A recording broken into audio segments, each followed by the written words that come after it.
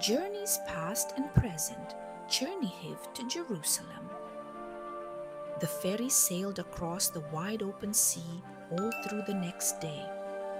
Everywhere Yaroslav looked, there was blue water stretching all the way to the horizon. From time to time, he saw dolphins jumping joyfully through the waves as if they were playing their own sea game. When Yaroslav grew tired of watching the water, he and Dad played ancient travelers. Yaroslav became Oleg the merchant, carrying barrels of honey to sell. Dad became a fierce Pecheneg warrior who wanted to steal the honey. Yaroslav guarded his imaginary goods very bravely. By evening, they reached the port of Istanbul. When Yaroslav stepped onto dry land after a whole day at sea, the ground felt strange beneath his feet. It seemed to sway just a little, as if the ferry were still moving. Feeling sleepy and dizzy, he walked to the hotel with his family. As soon as he reached the room, he climbed into bed. Being a sailor is not easy at all, Yaroslav thought, and then he fell asleep. The next day, the family went to see Hagia Sophia. Hagia Sophia, also called the Cathedral of Saint Sophia, was built more than 1,400 years ago. Back then, Istanbul was called Constantinople. The Byzantine emperor himself watched over the building of the great cathedral. People even said that angels brought him the plans while he slept. For a very long time, Hagia Sophia was the largest Christian church in the world. Gold, precious stones, and marble columns were brought from many lands of the Byzantine Empire to make it beautiful. When the merchant Oleg once walked through Constantinople and saw this cathedral, he was amazed by its greatness and shining beauty. More than 500 years ago, Constantinople was conquered by the Ottomans. The Ottomans were Muslims, not Christians, so they changed Hagia Sophia from a church into a mosque, a holy place where Muslims pray. The old icons were covered with plaster, and new decorations from the Muslim faith were added. And so the great building began another chapter of its long life. Almost 100 years ago, Hagia Sophia became a museum. Today, many of the ancient images on its walls are being carefully restored. From the outside, Yaroslav was not very impressed. The building looked large, of course, but there were no bright paintings or decorations on the outer walls. A bold white cat sat right on the threshold and clearly had no plans to move. Yaroslav carefully stepped around the cat, and then he stopped. Inside, Hagia Sophia was breathtaking. The dome rose high above him, almost as if it were touching the sky. Golden mosaics shimmered softly. Painted walls, stained glass windows, tall columns, and streams of magical light filled the space. Yaroslav looked up for so long that his head began to spin. After visiting the cathedral, the family stopped at a cafe to eat. They talked about everything they had seen. Then Dad said something surprising. "We are real pilgrims." Yaroslav looked at him. "Pilgrims? Who are they?" Dad put down his cup of hot tea and began to explain. Pilgrims are people who travel to holy places. Every religion has its own holy places. For Christians, one of the most important places is Jerusalem. For Muslims, it is Mecca. Christians call such journeys pilgrimages. Dad smiled. In old times, pilgrimages were one of the main reasons people traveled. But our ancestors needed much, much longer to reach holy places than we do today. "Remember," Dad said, "last year we went to Jerusalem. We flew to Tel Aviv in about 3 hours, and then we took a bus to Jerusalem for about 1 more hour.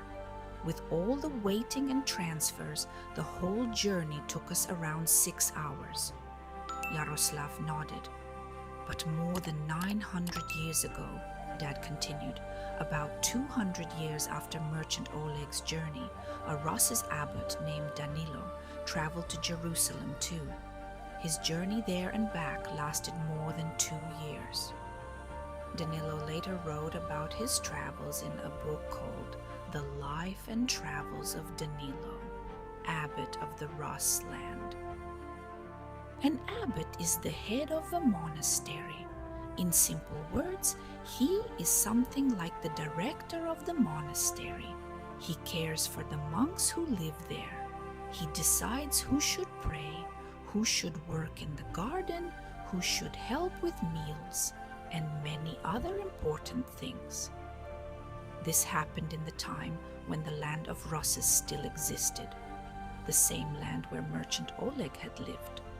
People say that Danilo's monastery was somewhere in the Chernihiv region. And there, one day, Danilo began to dream of visiting the holy city of Jerusalem. Jerusalem is a sacred city for Christians. It is closely connected with the life of Jesus Christ. He was brought there soon after he was born. As a grown man, he performed miracles there. There he spent the final days of his earthly life, rose from the dead, and ascended into heaven. Many believers long to visit Jerusalem. Today, Jerusalem is the capital of the state of Israel, but in Danilo's time, it was the capital of the kingdom of Jerusalem. King Baldwin I ruled there. The land around Jerusalem was called Palestine. When Danilo decided to go to Jerusalem, he gave his important duties at the monastery to another wise and responsible monk. Then he packed a small linen bag. Inside, he put a change of clothes, some water, and dry bread. He placed money for the journey in a separate pouch. Danilo could not take many things with him. He knew he would often have to walk, and he could only carry what fit on his shoulders. He put on his simple black cassock, prayed to God, and began his long journey. Danilo followed one very important rule of travelers from those days: never travel alone. There were many robbers on the roads. Even a poor traveler could lose everything, even his clothes.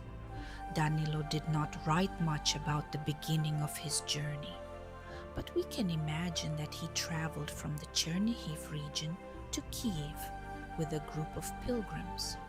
They may have been going to the Kiev-Pechersk monastery, which later became known as the Kiev-Pechersk Lavra, another famous holy place. Today, a bus can take you from Chernihiv to Kiev in about 2 hours.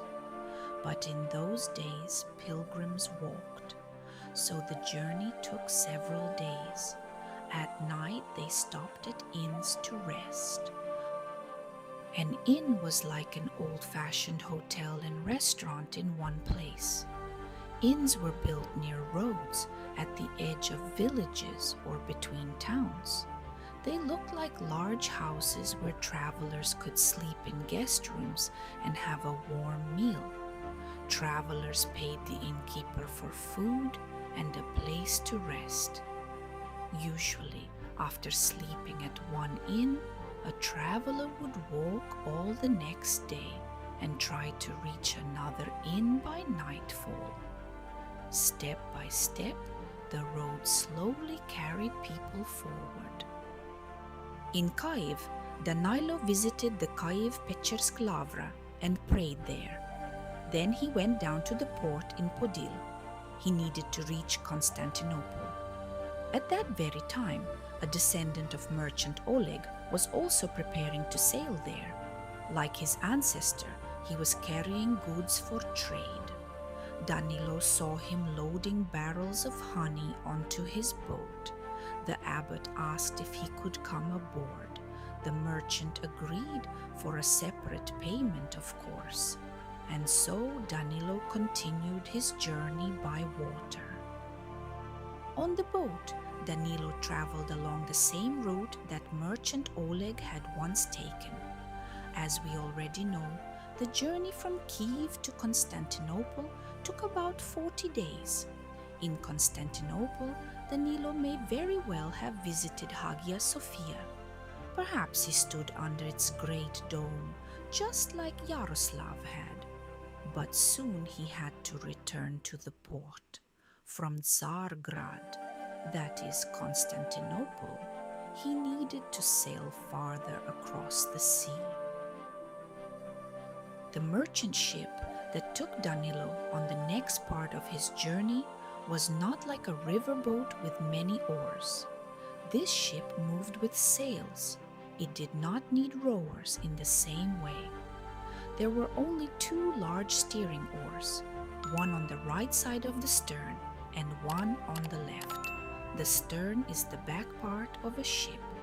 In his travel notes, Abbot Danilo wrote about the journey from Constantinople to Jerusalem, but he did not measure distance in meters or kilometers like we do. He used old units of distance, sajans and versts.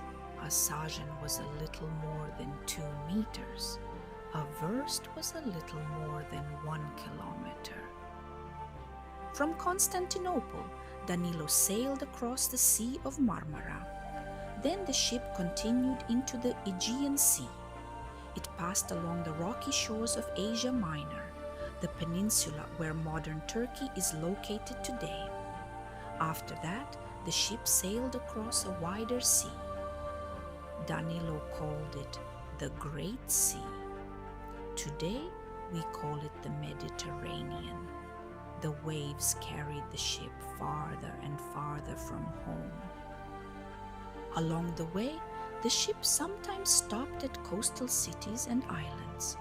Because of this, Danilo saw many remarkable places, including the city of Ephesus, where John the theologian, the author of one of the 4 Gospels, is buried, the island of Patmos, where John the theologian wrote the last part of the Bible, called Revelation or Apocalypse in Greek, the island of Cyprus, where many Christian saints are buried.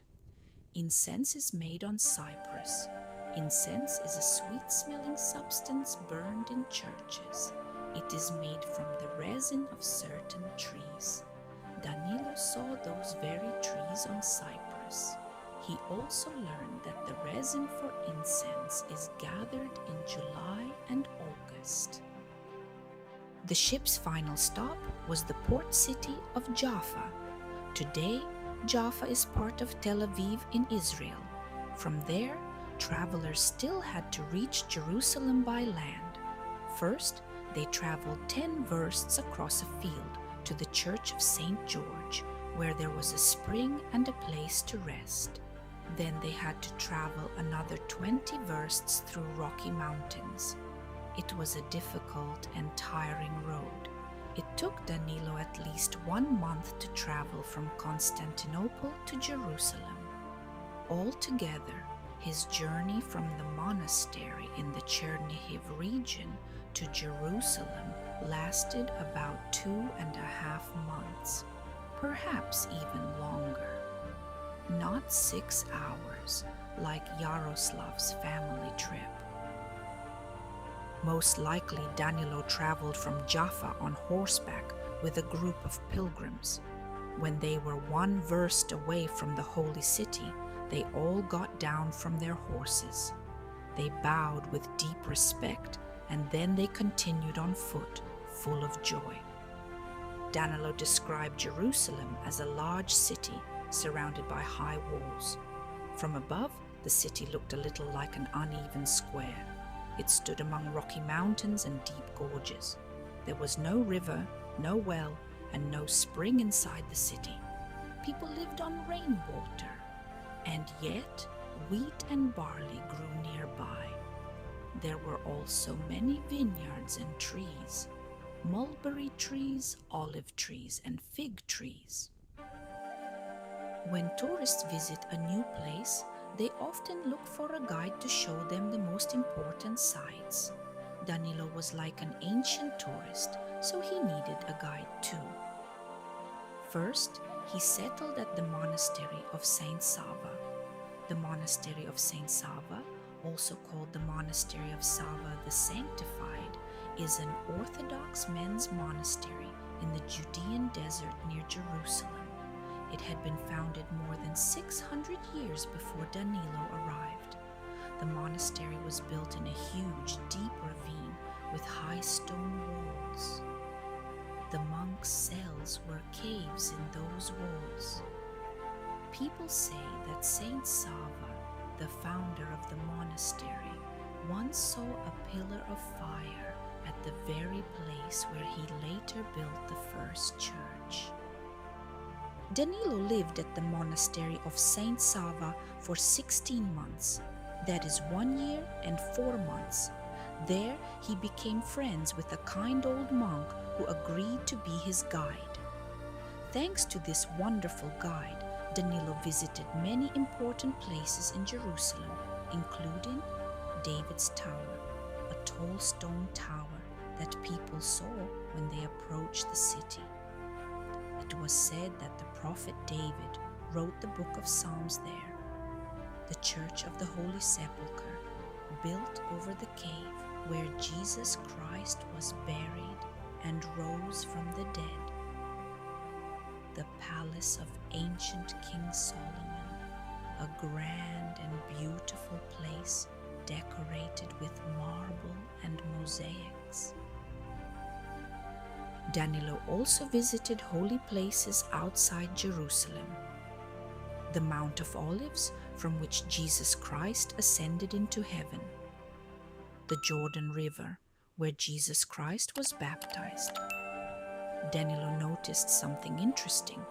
To him, the Jordan River looked very much like the Snov River in the Chernihiv region, in its width, depth, and flow. The city of Bethlehem, where Jesus Christ was born. Each place was special. Each place told part of a sacred story. Danilo also saw the Sea of Sodom, which we now call the Dead Sea. The Dead Sea is a large and very salty body of water.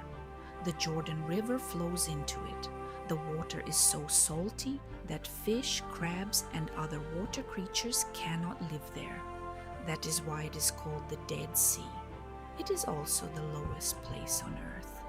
Many people believe the water of the Dead Sea has healing powers, and visitors come there for treatment.